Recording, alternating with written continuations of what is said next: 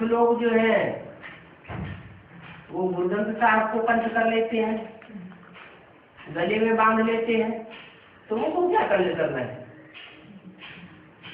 तुमको किसको गले से लगाना है?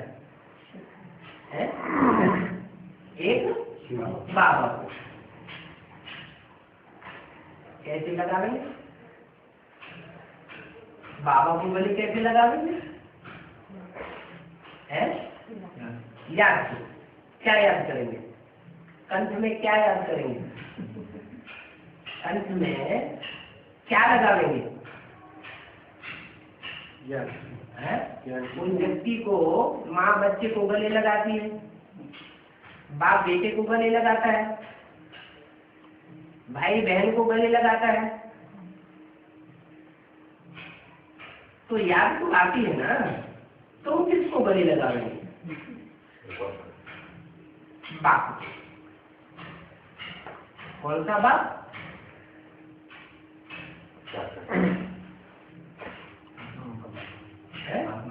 आत्माओं के बाप को गले लगावेंगे। हम साकार और बिंदु बिंदु आत्माओं का बाप ज्योति बिंदु निराकार, और बिंदु के हम गले लगा लेंगे। बाप को गले लगावेंगे माना बाप भी दो है, एक बिंदु बिंदु आत्माओं का बाप और एक है मनुष्य सृष्टि का बाप, सारी मनुष्य सृष्टि का पिता,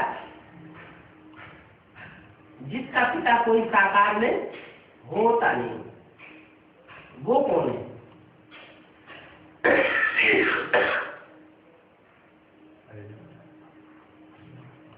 शिव बाप आते हैं तो परिचय देते हैं कि तुम बिंदु बिंदु आत्माएं हो, मैं तुम बिंदु बिंदु आत्माओं का बाप हूँ। लेकिन परिचय कैसे देते हैं? बिंदु तो निराकार है, सुप्रीम सोल ज्योति बिंदु का ही नाम शिव है। उनको अपना मुख तो है नहीं, और जन्म मरण के चक्कर में तो आते नहीं। तब जब जन्म मरण के चक्कर में ही नहीं आते, गर्भ से जन्म ही नहीं लेते, तो आकर के कैसे परिचय देंगे? कहते हैं, शास्त्रों में लिखा हुआ है कि ब्रह्मा के मुख से वेद निकले।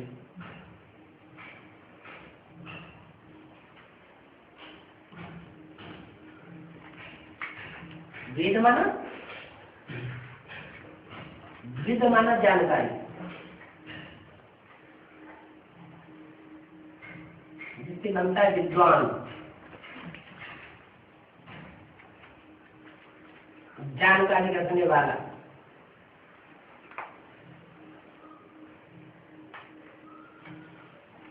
विद्वता कहीं की विद्वता, आत्मा की विद्वता, परमात्मा की विद्वता, चक्र की विद्वता, सारी दुनिया का सारा ज्ञान उसमें भरा हुआ है। उससे ज्यादा विद्वान कोई नहीं हो सकता। वो सुप्रीम सोल शिव है जो वेदों की भाषा सुनाता है। शास्त्रों में कहते हैं पुराने से पुराने शास्त्र है वेद। वेद निकले ब्रह्मा के मुख से, लेकिन वो वेदों की ऋचाएं अगर हम देखें, उनके अर्थों को भी हम अनुवाद करके पढ़े या सुने, तो हमारी समझ में कुछ भी आता नहीं। एक ऋचा दूसरी ऋचा तो कोई तालमेल ही नहीं बैठता। ऐसे ही ब्रह्मा के मुख से बोली हुई शिव बाबा की ये मुरली है, जिसका तालमेल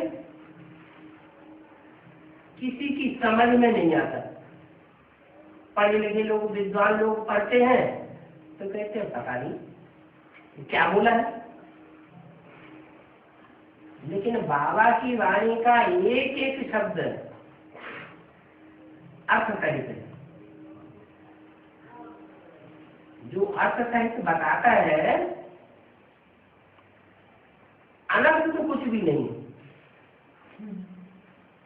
जो अर्थ बताता है वो अर्थ समझने और समझाने की चीज है। लेकिन मुरली में बोला है, इस ब्रह्मा को तो शिव बाबा बेबी बुद्धि कहते हैं। क्या? ब्रह्मा बेबी है।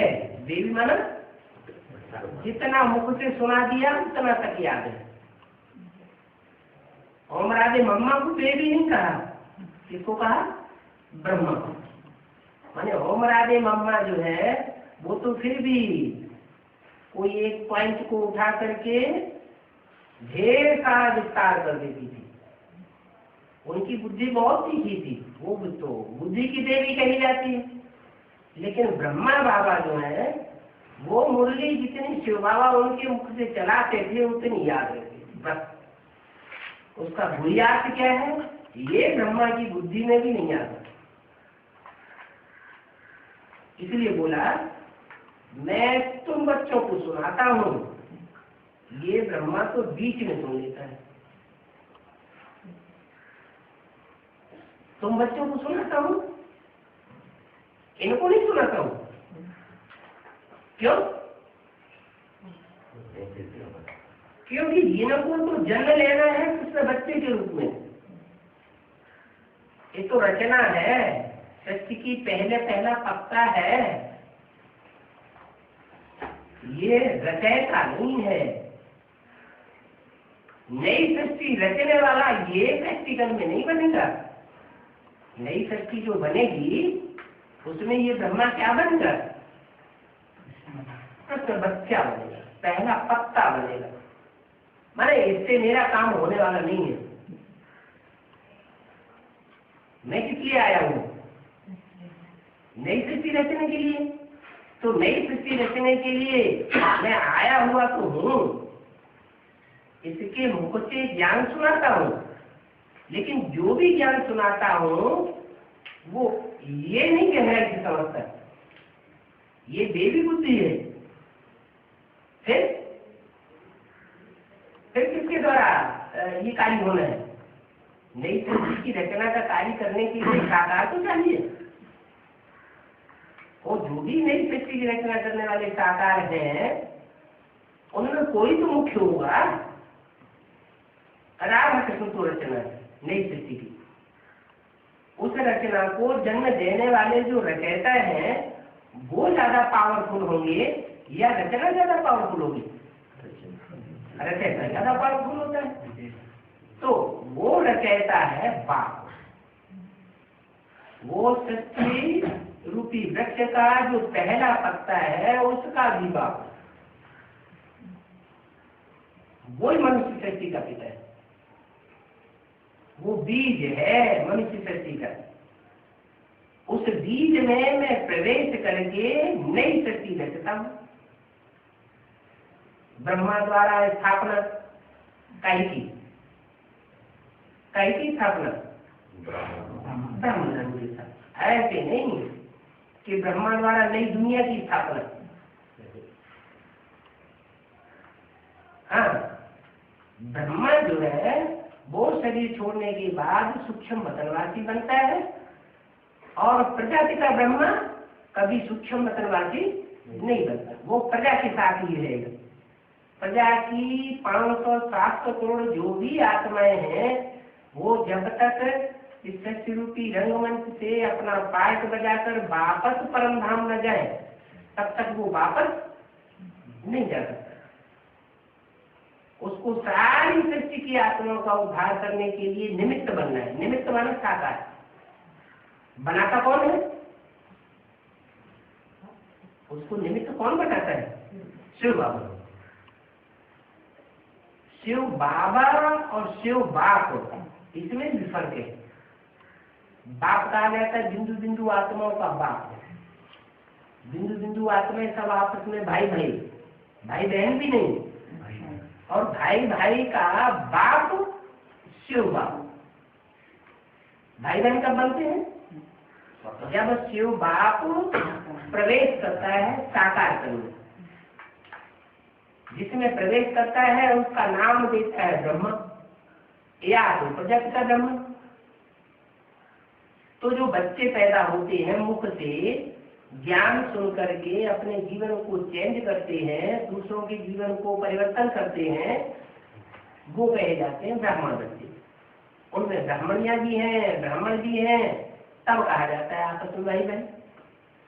तो सारी मनुष्य शक्ति ब्रह्मा की औलाद हो गई। किस ब्रह्मा की औलाद हो गई? ब्रह्मा को अनेकों के नाम है, कहते हैं ब्रह्मा के 5 मुख पंचानन, ब्रह्मा के 4 मुख चतुरानन। कौन से ब्रह्मा की औलाद है सारी सृष्टि? तो कहेंगे प्रजापिता ब्रह्मा की सारी सृष्टि औलाद है। प्रजापिता ब्रह्मा एक होता है और ब्रह्मा अनेकों के नाम होते हैं।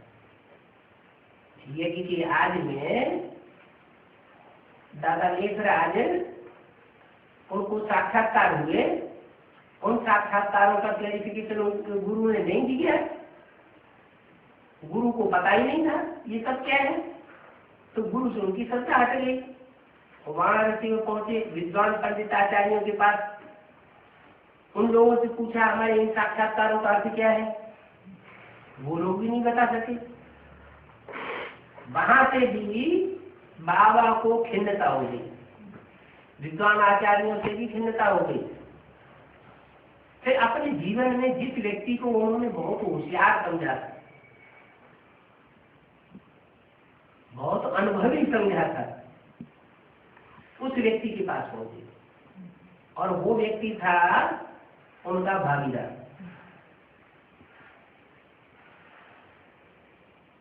दुकान में आधे का हिस्सेदार था।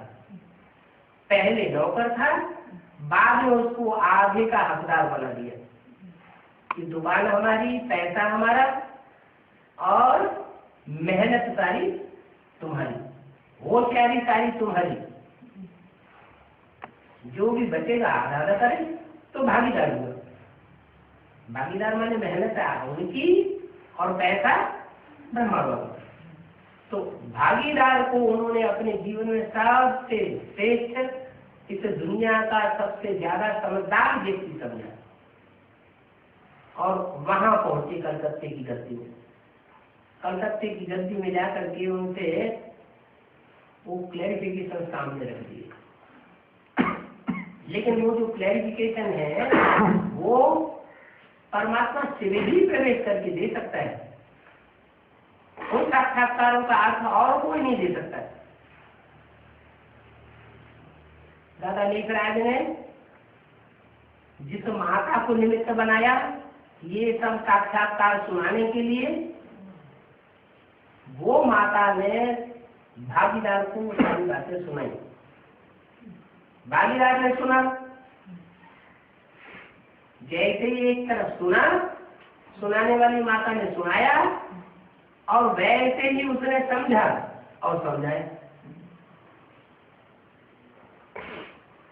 तो सुनाने वाली माता ने सुनाने और सुनने का काम किया। ये हुआ भक्ति मार्ग का फाउंडेशन। भक्ति मार्ग में होता है सुनना और सुनाना, और ज्ञान मार्ग में होता है समझना और समझाना। तो उस व्यक्ति के द्वारा जो उन साक्षात्कारों का रहस्य समझाया गया, जो दादा लेखराज ब्रह्मा को हुए थे, सफेद पोष का साक्षात्कार माना दादा लेखराज ब्रह्मा को सफेद पोष ब्रह्मा के रूप में यहाँ कार्य करना है, और वैकुंठ का साक्षात्कार जहाँ राधा कृष्ण खेल रहे हैं। तो सफेद पोष के साक्षात्कार के साथ ही साथ जब ये साक्षात्कार हुआ कि राधा कृष्ण वैकुंठ में खेल रहे हैं, तो वो बुद्धि में बैठाया गया कि तुमको इस रूप में अभी जन्म लेना है, नहीं सकती। अब बाबा को तो प्रैक्टिकल में साक्षात्कार हुए थे, उनको ये निश्चय बैठ गया, विश्वास बैठ गया। विष्णु का साक्षात्कार हुआ वो भी बुद्धि में बैठ गया। विनाश का साक्षात्कार हुआ, वो भी बुद्धि में बैठा कि अब ये दुनिया जाने वाली है, नई दुनिया आने वाली है, पुरानी दुनिया जाने वाली है, मुझे अब नई दुनिया में जाकर के कृष्ण के रूप में जन्म लेना। उनको पक्का हो गया। बाबा को वैराग आया, कलकत्ते की गद्दी छोड़ करके और फिर हैदराबाद में आकर के सत्संग करने लगे। जिन जिन आत्माओं को दृष्टि देते थे वो साक्षात्कार में चली जाती थी, ध्यान में चली जाती थी। ध्यान में जाकर के देखती थी सफेद पोष और फिर देखती थी कृष्ण। तो सबको बुद्धि में ये समझ में आ जाता था ये दादा लेकर कृष्ण के रूप में जन्म लेने वाले हैं और ब्रह्मा के रूप में ये अभी कार्य कर रहे हैं। सिंध हैदराबाद की आबादी उस समय 9 लाख थी। 9 लाख आत्माओं ने उस समय ये संदेश ले लिया कि नई दुनिया आने वाली है, पुरानी दुनिया जाने वाली है और अभी कृष्ण का संसार आने वाला है। वो 9 लाख आत्माएं कोई दूसरी नहीं है, वही सृष्टि की आने वाली आत्माएं हैं जो 9 लाख सितारे संसार के गाए जाते हैं। वो सितारे हैं आसमान के जड़ सितारे और ये सितारे हैं सृष्टि की आदि में जो पाठ बजाने वाली विशेष आत्माएं हैं, वो चैतन्य सितारे। यज्ञ की आज की वो आत्माएं आज तक यज्ञ में आ रही है। उनमें 4.5 लाख हैं जन्म देने वाली राधा कृष्ण जैसे बच्चों को और 4.5 लाख हैं राधा कृष्ण जैसे बच्चों के रूप में जन्म लेने वाली। माना आधी आत्माएं जो है वो माता पिता के रूप में कार्य करने वाली रचयिता के रूप में कार्य करती हैं और आधी आत्माएं रचना के रूप में कार्य करती हैं। उन रचना की रूप में पाठ बजाने वाली आत्माओं में सर्वोपरि आत्मा है कृष्ण की आत्मा, माने ब्रह्मा की आत्मा। रचना में ब्रह्मा सबसे श्रेष्ठ और रचयिता वर्ग की जो 4.5 लाख आत्मा है उनमें सबसे श्रेष्ठ राम वाली आत्मा। लेकिन राम के बारे में मुरली में क्या बोल दिया? राम फेल हो गया। राम फेल हो गया तो क्या कोई दूसरे पास हो गए? कोई ऐसी आत्माएं हैं जो पास हो गई?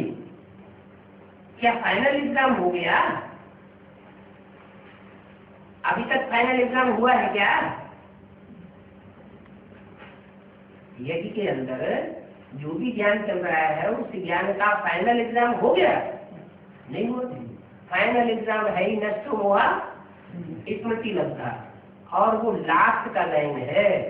अभी भी पढ़ाई चल रही है, जो भी आत्माएं पढ़ रही हैं उन पढ़ने वाली आत्माओं में माया किसी को देने वाली नहीं है।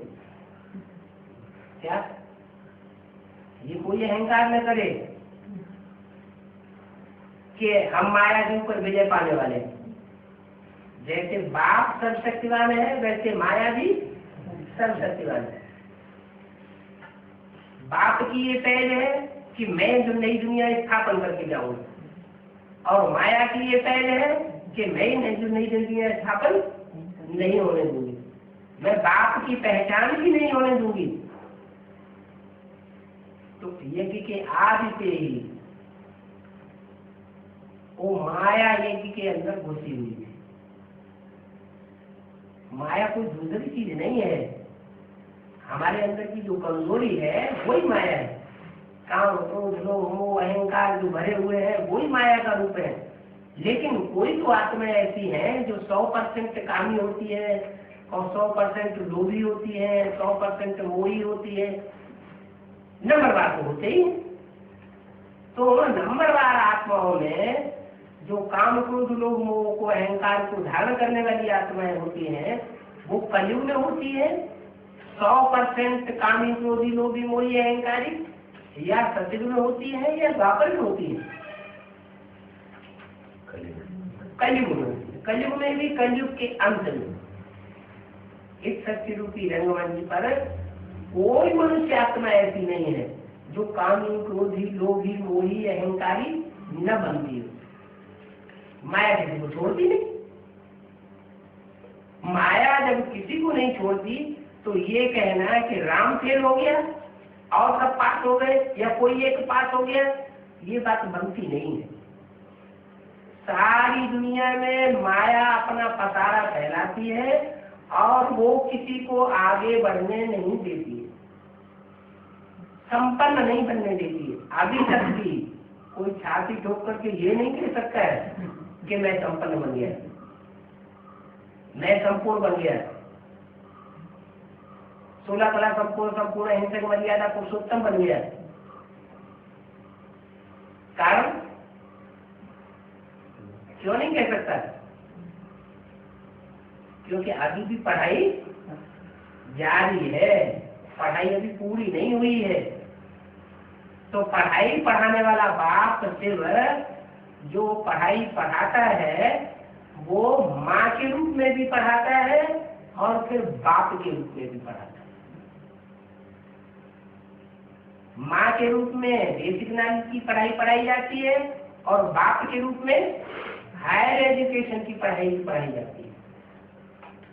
वो बाप भी है, टीचर भी है और सदगुरु भी है। क्या संबंध हो गए? माँ, बाप, टीचर और सदगुरु। माँ के रूप में प्यार किसने दिया? वो प्रैक्टिकल स्वरूप कौन? जिसने माँ के रूप में इतना प्यार दिया बच्चों को कि खुद का भले हाथ फेल हो गया, लेकिन बच्चों को ऊपर एक भी उंगली नहीं उठाई, कोई पुरुषार्थ नहीं की। इसलिए उसका नाम पड़ा ब्रह्मा। ब्रह्म माने बड़ी, माँ माने माँ। इस सृष्टि की बड़े से बड़ी माँ। इतना सहन शक्ति और कोई माता धारण कर नहीं सकती। कोई पत्थर माल भी आता था बाबा के पास तो बाबा उसको भी इतना प्यार देते थे कि वो एक सेकंड की दृष्टि और बात बाबा की भूल नहीं पाता था अपने जीवन। एक भी ब्रह्मा कुमार कुमारी पुराना ऐसा नहीं मिलेगा जो ये कहे कि बाबा ने हमको प्यार नहीं दिया। जो आया सबको प्यार लुटाया। तो वो था ज्ञान चंद्रमा का पार्ट। चंद्रमा अर्थात शीतल रोशनी देने वाला। शीतल रोशनी जो होती है चंद्रमा की, उसमें कीड़े मकोड़े जैसी दुखदाई आत्माएं भी पलती हैं। वो यज्ञ के अंदर आज से ही, जब से सिंध हैदराबाद से जमा सब धर्मों की आत्माएं इकट्ठी होकर के सिंध हैदराबाद में पहुंच गई और सामने आकर के ब्रह्मा से अपना पालना का जो बरता है वो ले लिया। हाँ, उसका रिटर्न कोई ने अच्छा दिया और कोई ने नहीं दिया। ये तो हमें सबको मालूम है कि द्वापर युग से जब से इब्राहिम बुद्ध क्राइस्ट आते हैं, हिंदू धर्म की आत्माएं ही दूसरे धर्मों में कन्वर्ट होती रही। हिंदू कभी कन्वर्ट होकर के दूसरे धर्म में गए हैं, लेकिन दूसरे धर्म वाले कन्वर्ट होकर के हिंदू बने हो ये कभी नहीं हुआ, सिवाय लास्ट में जब आर्य समाज आता है तब। और ये लास्ट आर्य समाज तो अभी 100 वर्ष के अंदर आए।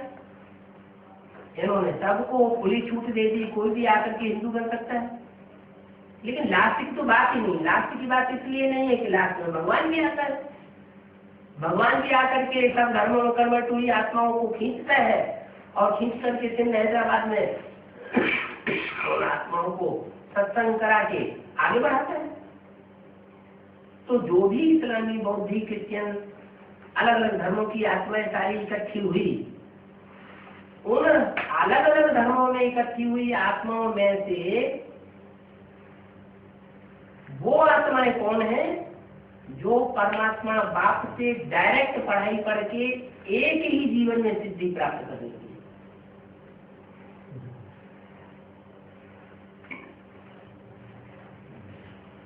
सृष्टि की आदि में सूर्यवंशी, त्रेता में चंद्रवंशी, द्वापर में वैश्यवंशी, वैश्यवंशियों में द्वितीय आए, इस्लामी बौद्धिक क्रिश्चियन आदि आए। तो इन धर्मों में कौन से धर्म की आत्माएं ऐसी हैं जो सबसे पावरफुल और सबसे आगे की है? सूर्यवंशी। तो वही सूर्यवंशी आत्माएं हैं जो सूर्य से ज्ञान देती है। इसलिए गीता में भी लिखा हुआ है, मैं जब आता हूं तो सूर्य को पहले पहले ज्ञान देता हूं। सूर्य और चंद्रमा,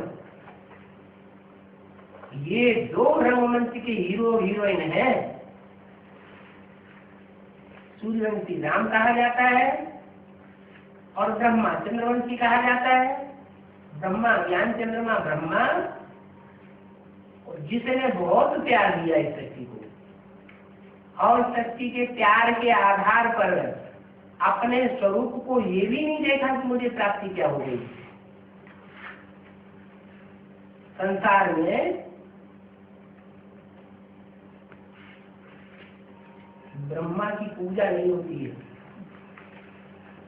ब्रह्मा की मूर्ति नहीं बनाई जाती है, ब्रह्मा के मंदिर नहीं बनते हैं।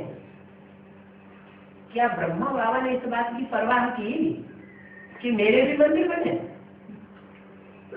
मेरी भी मूर्तियां बने, मेरी भी पूजा हो?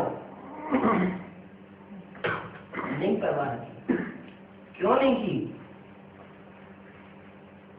क्योंकि दुनिया की जो भी माताएं हैं वो माताएं अपने बच्चों के लिए सब कुछ स्वाहा कर देने वाली होती है। हमारी भारतीय परंपरा में अब तक भी, थोड़े वर्ष पहले तक,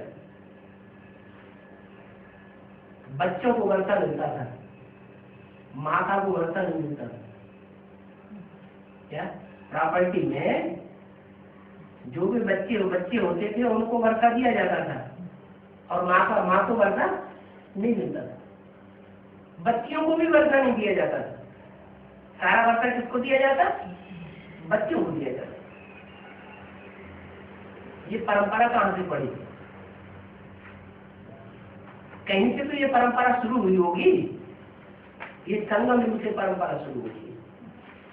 भगवान जब बाप आते हैं तो दो प्रकार की मालाएं तैयार होती है। एक होती है रुद्रमाला और एक होती है विजय माला। रुद्रमाला के मणके पहले तैयार होते हैं। वो रुद्रमाला जो रौद्र रूप धारण करने वाले हैं, संसार में विकराल रूप धारण करके जो भी आतताई वंश के धर्म है उन सब को खराब करा देते हैं। उनको कहा जाता है रुद्राक्ष। रुद्र की आंख, अक्ष माने आंख। जो भी रुद्राक्ष के मणके होते हैं उनमें मुख भी बने होते हैं, तो मुख लेने की यादगार है। भगवान बाप ने जिनमें प्रवेश करके सारी सृष्टि को ऐसा ज्ञान सुनाया था, उसकी यादगार है वो रुद्राक्ष के मणके। अब उन मणकों में कोई ऊपर के साइड के, कोई नीचे की साइड के, कोई दाईं ओर के, कोई बाईं ओर के, कोई ऊपर का मणका, कोई नीचे का मणका, नंबरवार 108 है। 108 मणके जो है उनको बनाने वाला है श्री श्री शिव बाबा। ये बाबा शब्द जो है वो साकार के लिए आया है या निराकार के लिए आया है? साकार के लिए आया है। बाबा कहा जाता है ग्रैंडफादर। तो शिव है फादर, बिंदु बिंदु आत्माओं का बाप। और शिव जब साकार शरीर में प्रवेश करता है तो कहा जाता है शिव बाबा। वो शिव बाबा आकर के माला तैयार करता है। किस स्वरूप के द्वारा? कौन से स्वरूप के द्वारा माला तैयार करता है? ब्रह्मा के द्वारा माला तैयार करता है। या प्रजापिता के द्वारा माला तैयार करता है? एक है ब्रह्मा, जो शरीर होने के बाद सूक्ष्म मतवासी बनता है। एक है प्रजापिता ब्रह्मा, जो यज्ञ के आदि में भी था, निमित्त बना ब्रह्मा बाबा के साक्षात्कार को क्लैरिफिकेशन देने के लिए, ज्ञान का बीजारोपण करने के लिए। उसके द्वारा ज्ञान का बीजारोपण किया गया ब्रह्मा बाबा के साक्षात्कारों का। तो वही यज्ञ की आत्मा जो आदि में थी राम वाली, जिसके लिए मुरली में कहा राम फेल हो गया, माना यज्ञ से चला गया। फेल हो गया माना कोई कारण बना होगा। क्या कारण बना? यज्ञ के आदि में इतना ज्ञान नहीं था, भक्ति मार्ग का फाउंडेशन था उस समय। जो पुरानी संस्कृत की गीता है उसके अर्थ बैठ करके समझाते थे। ओम ओम ओम की ध्वनि लगाते थे। जैसे भक्ति मार्ग में कोई मंत्र ले लेते हैं, कोई कीर्तन करते हैं, मुख से जोर जोर से चिल्लाते हैं, तो सारी भक्ति मार्ग की बातें थी। ज्ञान उस समय परिपक्व स्टेज को नहीं था, इसलिए वो आत्मा चली गई। दूसरी क्यों नहीं चली गई? दूसरी इसलिए नहीं गई कि दूसरी आत्माएं आती ही सच्ची रूपी रंगमंच में बाद में। चंद्रवंशी बाद में आते, इस्लाम वंशी बाद में आते, क्रिश्चियन वंशी,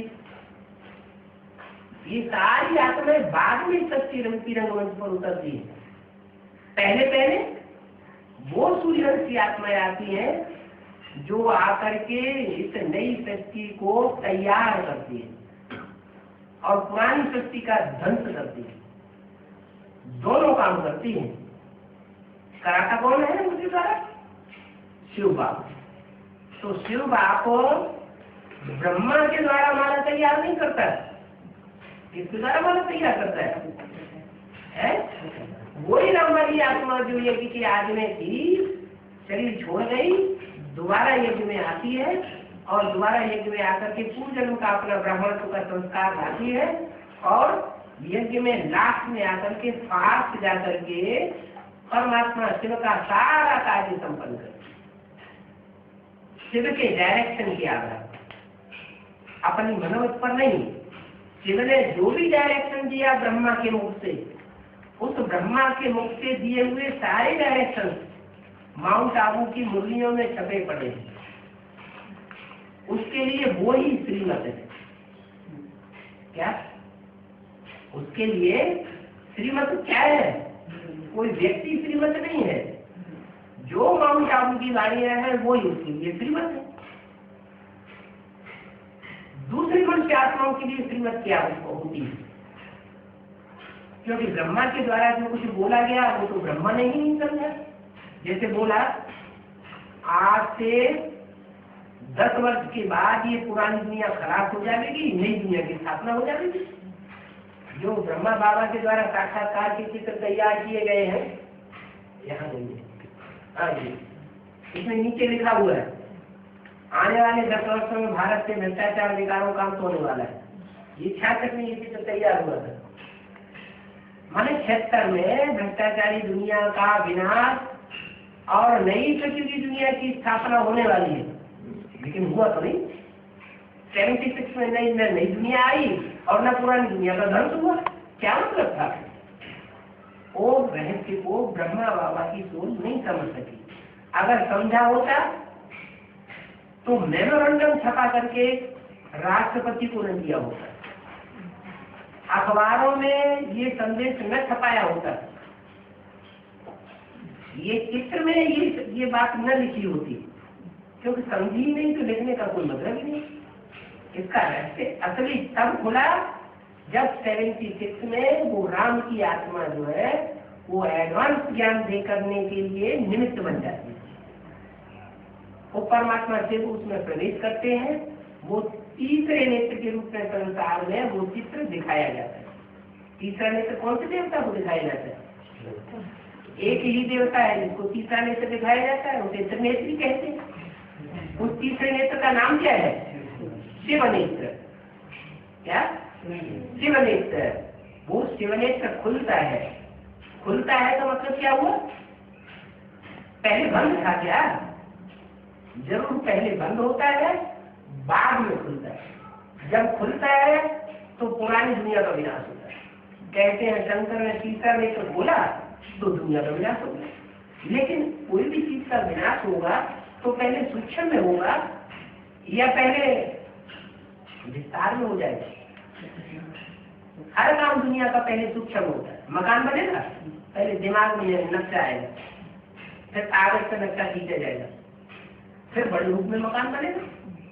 ऐसे थोड़ी एकदम सीधा सीधा सीधा नई दुनिया तैयार हो जाती है।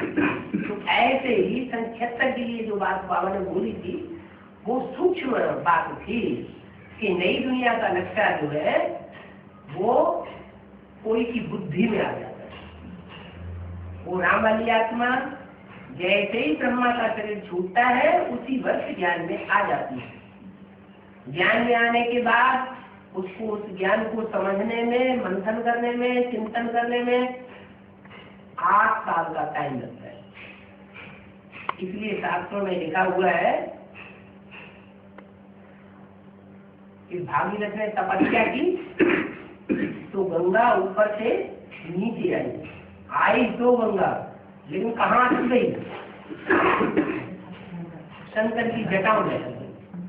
तो ये शंकर की जटाएं कोई बालों की बात नहीं है, ये तो मस्तिष्क की बात है।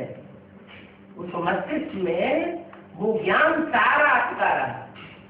किसी की बुद्धि में नहीं आया कि एडवांस ज्ञान क्या होता है। फिर दोबारा तपस्या की भागीरथ ने, उसके बाद वो गंगा बाहर आती। तो वो बुद्धि के अंदर जो ज्ञान समाया हुआ था सन 68 से लेकर के 76 तक, वो सारा बाहर आ गया। सन 76 से जब वो सारा ज्ञान बाहर आया तो बात समझ में आई ब्रह्मा कुमार कुमारियों को। जिनकी समझ में आई वो एडवांस पार्टी कहेंगे। एडवांस पार्टी एडवांस में जाने वाली होती है। एडवांस किस बात में? ज्ञान में एडवांस, याद में एडवांस, धारणा में एडवांस और ईश्वरीय सेवा में भी एडवांस।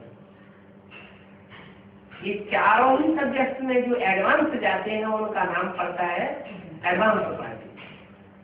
वो एडवांस पार्टी को तैयार करने वाला वही परम पिता परमात्मा शिव, जिन्होंने मुरली में ब्रह्मा के द्वारा ये वाक्य बोले हैं कि आगे करके तुम बच्चों का क्लास ट्रांसफर होगा। तो क्लास जब ट्रांसफर होता है तो स्थान भी बदल जाता है और टीचर भी बदल जाता है। जो भी एडवांस पार्टी में आते जा रहे हैं सन 76 से, उनके टीचर्स भी बदल रहे हैं, उनका स्थान भी बदलता जाता है। एडवांस पार्टी में आने वाली आत्माएं मुक्ति भर आत्माएं होती हैं, थोड़ी सी। वो डायरेक्ट बात से पढ़ाई पड़ती है। क्या किसी देहधारी गुरु से पढ़ाई नहीं पड़ती? किससे पढ़ती है? डायरेक्ट परम पिता परमात्मा शिव शंकर में प्रवेश करके सारी पढ़ाई पढ़ाता है। इसलिए संसार में शिव शंकर को मिला के एक कर दिया गया, क्योंकि शिव बाप है आत्माओं का। बाप आएगा तो बच्चों को आप समान बनाएगा या नहीं बनाएगा? आप समान बनने वाले बच्चों में कोई तो 100% होगा जो बाप समान बनेगा। निराकारी, निर्विकारी, निर्हुंकारी। तो जो बच्चा ऐसा पुरुषार्थ करके निराकारी स्थिति धारण करता है, निर्विकारी स्थिति धारण करता है, उसका नाम संसार में शंकर के रूप में विख्यात हो जाता है। शंकर नाम क्यों विख्यात होता है? शंकर माना मिक्स। 3 आत्माएं एक ही शरीर में मिक्स होकर के पाठ में जाती है। एक तो राम वाली आत्मा जिसका शरीर है, दूसरा शिव की सोल जो तीसरे नेत्र के रूप में कार्य करती है, और तीसरा चंद्रमा, ज्ञान चंद्रमा ब्रह्मा जिन्होंने 68 में शरीर छोड़ा। वो आत्मा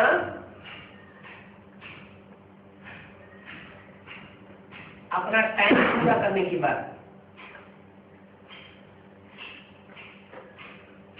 प्रवेश कर जाती है।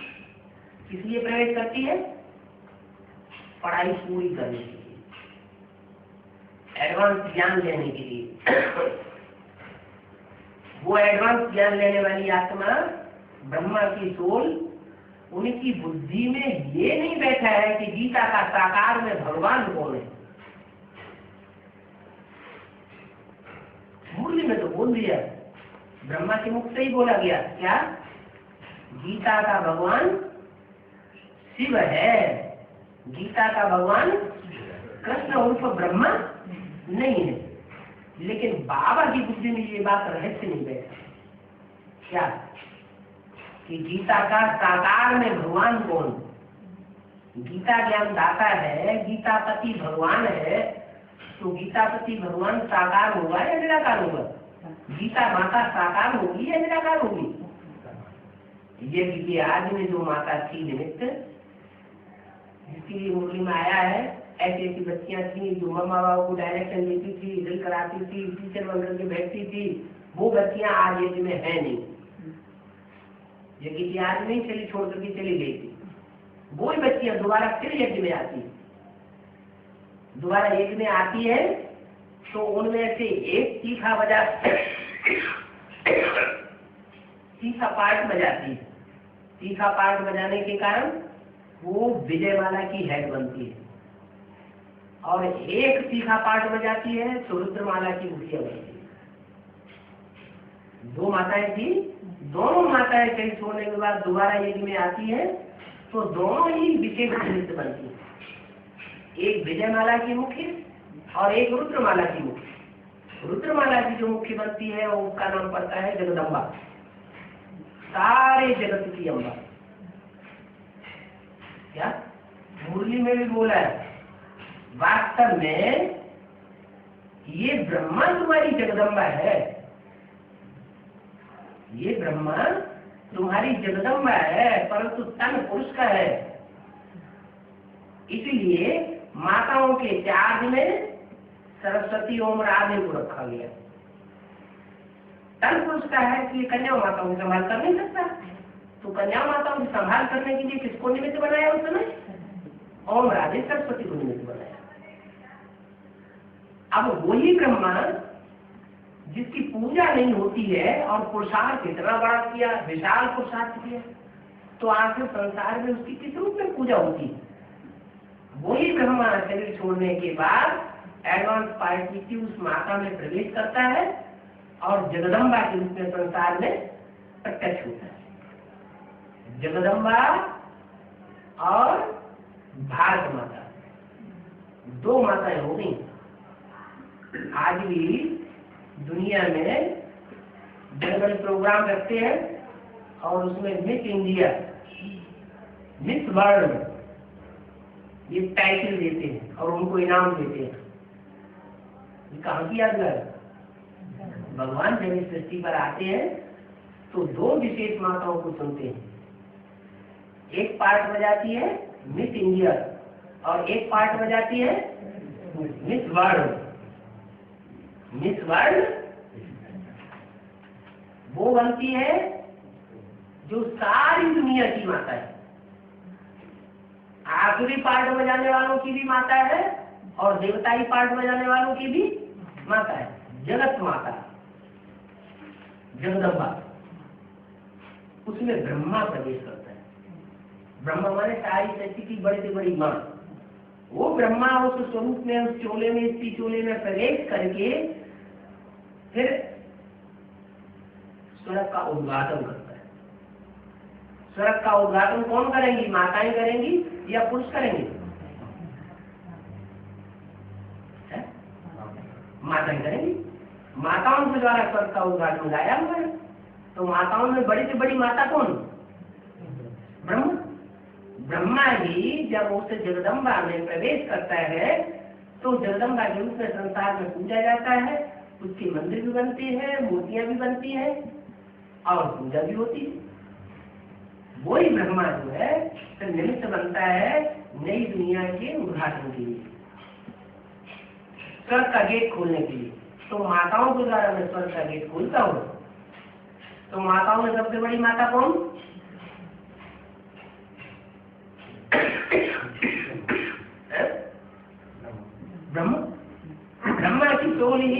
कोई कन्या माता में प्रवेश करके जगदम्बा का पाठ कर जाती है, वही जगदम्बा निमित्त बनती है, स्वर्ग का गेट खोले। नहीं तो ये बात की झूठा हो जाता है कि ब्रह्मा के द्वारा नई दुनिया की स्थापना कैसे? ब्रह्मा तो ने शरीर छोड़ दिया, नई दुनिया की स्थापना कब हुई? शरीर छोड़ दिया तो नई दुनिया की स्थापना तो हुई नहीं, लेकिन होती है। ब्रह्मा की सोल ही निमित्त बनती है, कोई चोले में प्रवेश करती है। और ब्रह्मा की सोल तब निमित्त बनती है जब उनकी बुद्धि में ये बैठ जाता है कि गीता का साकार में भगवान कौन है। गीता माता तो है साकार में ब्रह्मा। गीता किसके द्वारा आई? गीता ज्ञान किसके द्वारा आया है? अरे गीता ज्ञान जो भी आया वो किसके द्वारा आया? देने वाला तो शिव है, लेकिन किसके द्वारा दिया? ब्रह्मा के द्वारा दिया। लेकिन गीता को ये क्यों कह दिया कि ये गीता ज्ञान अमृत नहीं कहेंगे? ये गीता ज्ञान तो है, लेकिन इसको गीता ज्ञान अमृत नहीं कहेंगे।